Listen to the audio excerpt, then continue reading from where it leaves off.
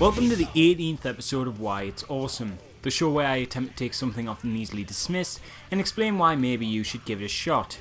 The intention with this series is to help new fans find something they'll enjoy that initially they might have passed over, or so that people who are already fans can pass this video on to their friends to persuade them to give the subject in question a go. Okay, yeah, we're discussing another anime this time, with the amazing One Punch Man, a show that started as an amateur webcomic that quickly gained popularity, leading to its eventual adaptation as a manga and then TV series. Now I know we've done a fair few anime shows recently, but I've got some very good reasons for covering this one. Firstly, I've had so many requests for this, and two, it's bloody fantastic, and I'm here to tell you why you shouldn't dismiss this if it doesn't look like your cup of tea at first glance. So as always, we'll start with the common reasons you might have dismissed the show, before discussing why these reasons might be worth reassessing, and how the show is constructed to make it tick so well. The most common reason for dismissal would probably just be it's anime, which is a format that isn't for everybody. We've addressed the idea of dismissing a show because it's anime twice before in both our Space Dandy and Full Metal Alchemist episodes if you want to check them out here, so I'll only briefly discuss this. A second reason would be the more specific, I don't like battle anime. Not everyone takes to the kind of One Piece, Dragon Ball-ish shonen type shows with large bombastic action and over the top style. Some people are also thrown off by the idea, particularly that of the main character whose sole gimmick and main premise can sound quite boring as a pitch. Now, if you don't like anime, or rather more specifically battle anime, and for this reason One Punch Man didn't fly up on your radar, well then I've got some news for you. This show kind of doesn't like them either. Well, perhaps it's not that One Punch Man doesn't like the more action heavy style genres, but it is very much aware of their faults, and consistently uses them as a narrative device to push great satire and comedy.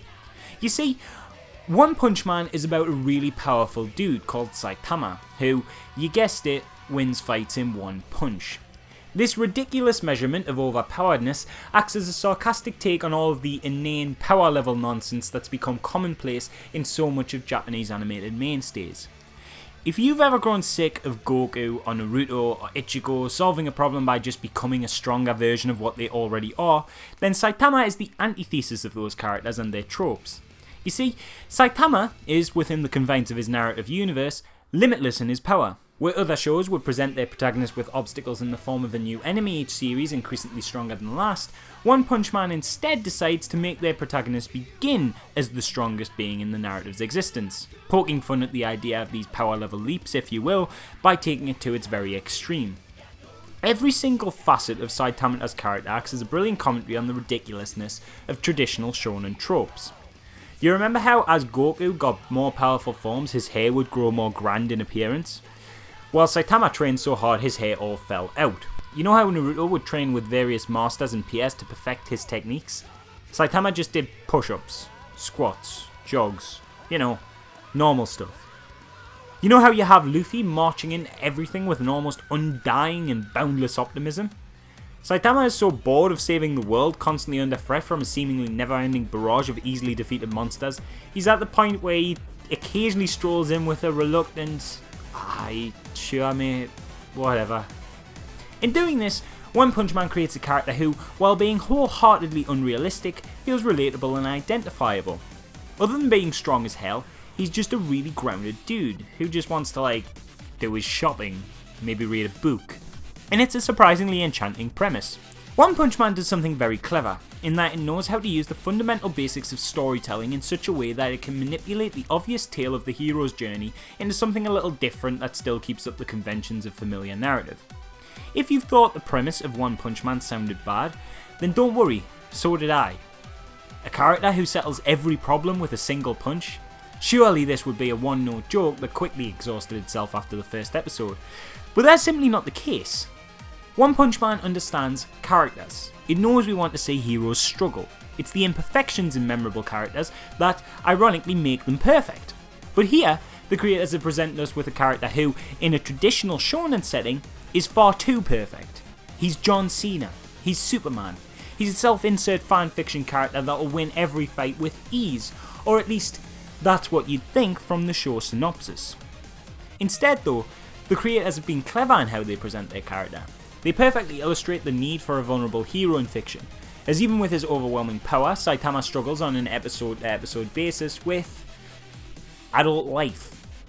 Stuff like finding a job, gaining credibility amongst his peers, coping with his hair loss all prove to be huge problems for the poor dude, and this acts as a fantastic juxtaposition with his extremely capable combat presence.